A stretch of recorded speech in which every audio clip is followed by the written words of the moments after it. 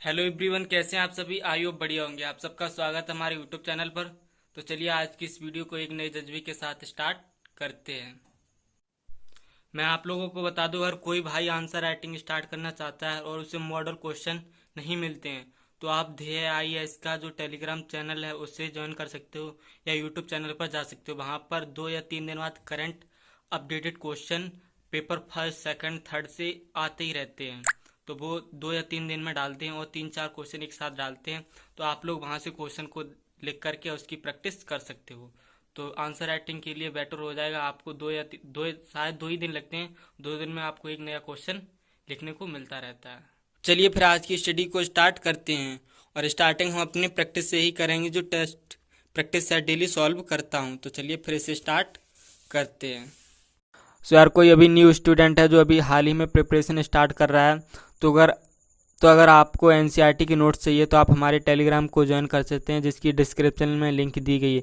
वहाँ आपको NCERT के सारे नोट्स मिल जाएंगे और काफ़ी स्टडी मटेरियल PDF भी मिल जाएंगे। अगर आप PDF से स्टडी करना चाहते हैं तो आप टेलीग्राम ग्रुप को ज्वाइन कर सकते हैं।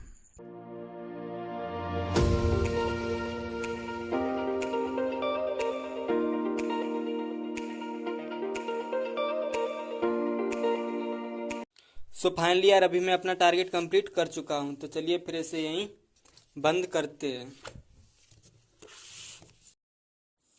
सो फाइनली यार, अभी 9:30 बज रहे हैं और मैं आप लोगों को बता दूं कि आज मेरी क्लास हुई थी IR की। मैंने आपको कल बताया था कि कल सर ने बोला था कि अब क्लास परमानेंट हमारी बंद कर देंगे, बट सर ने आज क्लास को लिया और मैं आपको सुनाता हूँ कि सर ने क्या क्या आज बोला था। तो पहले मैं क्लास को शुरू करने से पहले एक बात और कह दूं।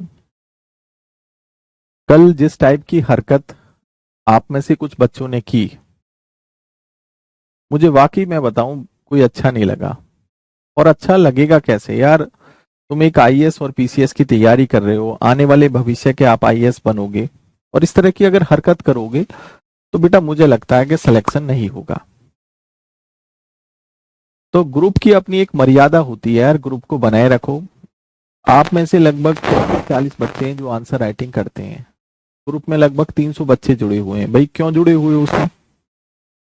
तो अधिकतर बच्चा इसमें ऐसा भी है जो पढ़ना नहीं चाहता, और जो वाकई पढ़ना चाहता है तो वो आंसर राइटिंग तो करेगा।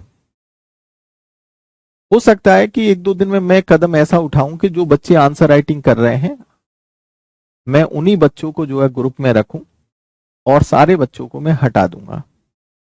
क्योंकि ग्रुप का कोई मतलब ये थोड़ी है कि मैं भीड़ पैदा करूं। इसका मतलब ये हुआ कि ग्रुप में बेटा जुड़ने का फिर कोई फायदा नहीं है आप लोगों का, अगर आप आंसर राइटिंग नहीं कर रहे। क्योंकि मुझे ऐसे बच्चे नहीं चाहिए कि जो आंसर राइटिंग नहीं करते हैं, जिनका कोई पढ़ाई में इंटरेस्ट नहीं है, और ग्रुप में इसलिए जुड़ते हैं ताकि लड़कियों का नंबर मिल जाए। मेरे पास एक लड़की का नहीं, 2-3 लड़कियों का मैसेज आ चुका है। मैं पहले तो थोड़ा सा चुप बैठा हुआ था, मैंने कहा यार अपने आप ही समझदार है, समझ जाओगे। लेकिन कल मेरे पास 2 लड़कियों के मैसेज आए कि सर ऐसे ऐसे ये लड़के हैं और ये मुझे परेशान कर रहे हैं।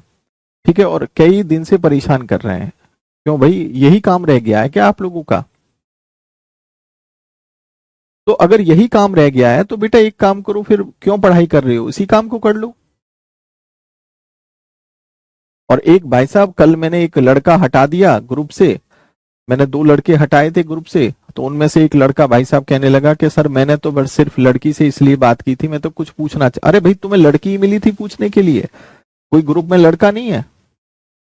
लड़की के पास जब फोन आता है, उसके माँ बाप बैठे होते हैं, उस पर क्या गुजरती है अगर वो किसी लड़के से बात करती है।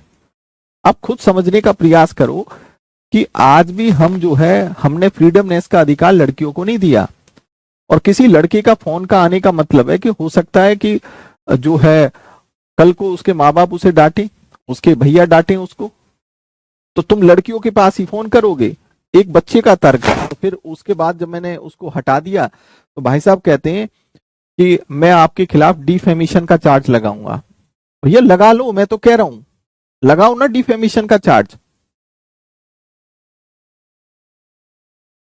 मतलब अब यही चीज रह गई है कि अगर टीचर आपको रोकता है तो आप टीचर के ऊपर मानहानि का केस करना चाहते हो, डिफेमेशन का चार्ज लगाना चाहते हो। मैं तो खुल के चुनौती दे रहा हूं, लगाओ ना। सो यार आप लोगों ने देखा कि सर ने कितना डांटा उस लड़के को, लेकिन यार कुछ लोग ऐसे होते हैं जिन लोगों को अब कोई फर्क नहीं पड़ता। यार कम से कम शर्म आनी चाहिए कि हम कर क्या रहे हैं और किसकी प्रिपरेशन कर रहे हैं और हरकतें कैसी दे रहे हैं। खैर यार, लोगों की थिंकिंग के बारे में क्या ही कहा जाए। सो फाइनली यार अभी मैं अपने खेत पर आया हूँ।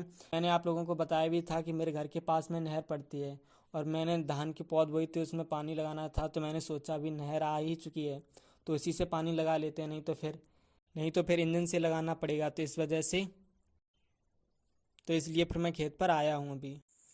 सो फाइनली यार मैं खेत से वापस आ चुका हूँ घर पर, क्योंकि वहाँ पर अभी 2-3 लोग और पानी लगाएंगे तो यार भाई 12-1 बज जाएंगे। तो मैंने सोचा इससे अच्छा यहाँ बैठने से अच्छा घर पर चलते हैं तो कुछ देर स्टडी कर लेंगे।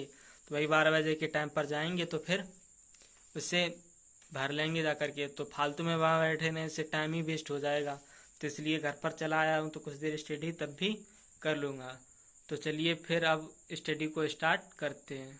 सो यार फिर स्टडी को स्टार्ट करते हैं और स्टार्टिंग हम अपनी वहीं से करेंगे, क्योंकि मैंने बताया था कि मैं पेपर वाइज अब अपना रिवीजन कर रहा हूँ। तो फिर मैं अपने हिस्ट्री के नोट्स का ही रिवीजन अभी करूँगा। तो चलिए फिर इसे स्टार्ट करते हैं।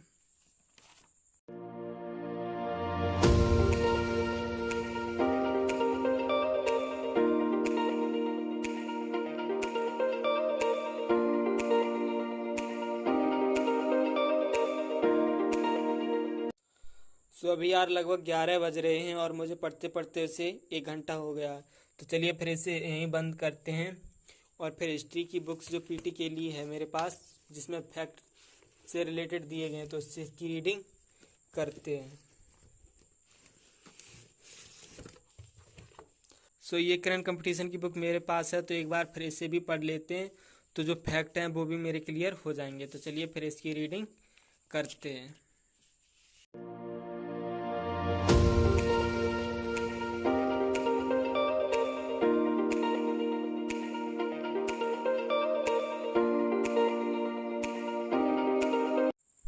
सो फाइनली यार अभी 12 बज चुके हैं और मैं इसकी रीडिंग भी कर चुका हूँ।